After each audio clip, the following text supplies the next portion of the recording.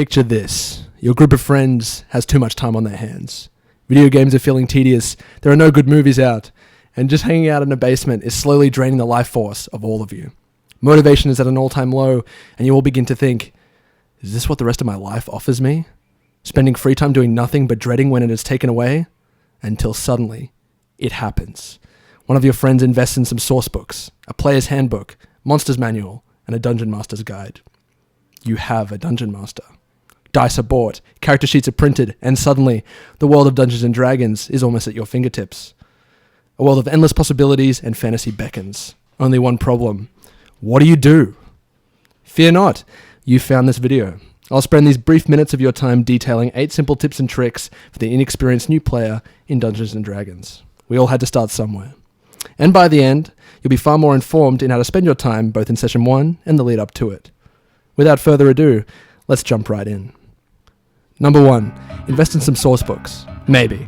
Technically, it's all online at Wikidot, which will be your best friend for abstract info when it's not being hacked by Russia. I wish I was kidding. But at the very least, I recommend that you pick up a PHB, or Player's Handbook, so that you can learn some basic material. It outlines the basic rules, base classes and races, and character customization options. Now, the experienced people at your table will always be happy to teach you as you go, but showing up with a little research done conveys that you're excited, and it's an act of good faith for the Dungeon Master. Number 2, communicate effectively with your Dungeon Master. If you think about wanting to do anything, character building, backstory, planning a potential arc, asking about the world, do all of this through your DM. While it might be a little scary asking about stuff with so little knowledge, it can only serve to benefit you. And if they are a good DM, they'll appreciate you reaching out and showing interest in their world. So don't be afraid to call their stuff cool and compliment them on their material. It literally means the world to them. Number 3, put effort into your character. Really think about your build and backstory. Now, your character doesn't have to be totally optimized and mechanically sound, but you should do all you can to get into the mind. Why do they do things? What groups do they like? What affiliations do they have? How do they feel about other party members? What role do they fill in said party? Ask yourself these questions constantly, as it's common for the character motivations and relationships to change throughout the campaign. The more effort you put into your character and their backstory, the greater impact they can have on the world your DM has created. Number 4, watch Critical Role in Dimension 20 with caution. If you take anything from this video, I hope it's this tip. Both these shows are about as entertaining as D&D gets, and it's a great way to get more familiar with mechanics and roleplay tips outside of playing yourself. But beware the Matt Mercer effect. It's important to temper your expectations after getting familiar with the shows.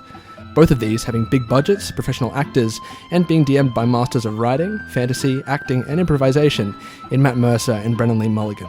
Realistically, your own sessions won't work as smoothly, and it's important not to pressure your DM to try and recreate such a high-budget experience. Now, this isn't to say that you can't have moments that rival or even top Critical Role at Dimension 20, just remember that they will always be different, and to always support your DM.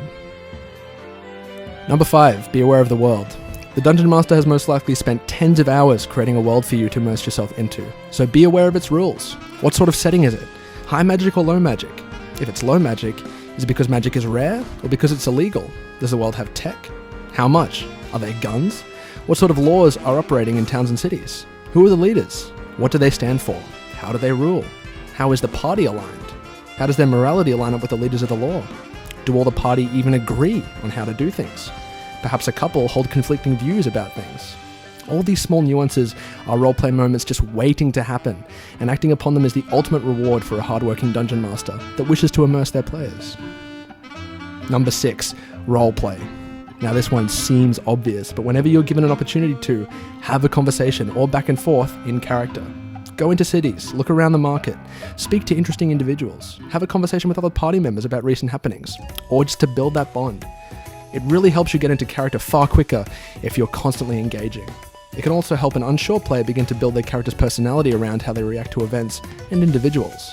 These subtle quirks is what help characters remain engaging to both the DM and other players, and specifically initiating conversation with other party members helps them do the same with their character.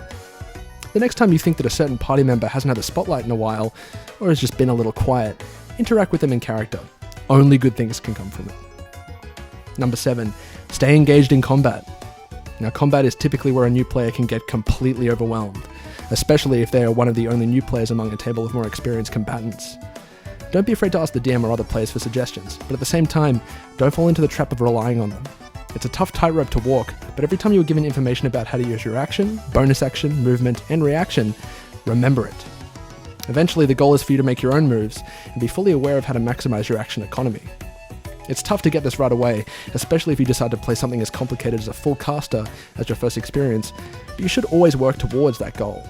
Once you feel yourself beginning to achieve it, you'll receive only positive feedback from those around you, along with a proud DM who feels like they've done their job. And number 8, have fun. Most importantly of all, it's important that you are playing and engaging in a way that you yourself find enjoyable. Problem solve in out-of-the-box ways. Try your hand at persuading a merchant even though your barbarian's charisma modifier is at a -2. D&D is all about fun. The tools are there, and it's up to you to go out and find those fun situations. The DM themselves will obviously have certain events planned for your party, but they won't want to handhold you to everything. They want you to explore and discover yourself, not take you on a tour. And that's it. That was 8 tips and tricks for beginner players of Dungeons & Dragons. Hopefully this video helped wrap your head around the mechanical behemoth that is D&D, and I hope I could make that dreaded Session 1 seem far less scary for you. Be sure to share this video with any other new players, or even those that are a few sessions in. It can't hurt to be reminded of the fundamentals. If you enjoyed this content, be sure to check out the podcast special I recorded with 2 of my current Dungeon Masters. We cover a lot of topics, and it's always fun to get an insight into the mind of a Dungeon Master. This will be linked in the description. Thanks for watching, and happy role-playing.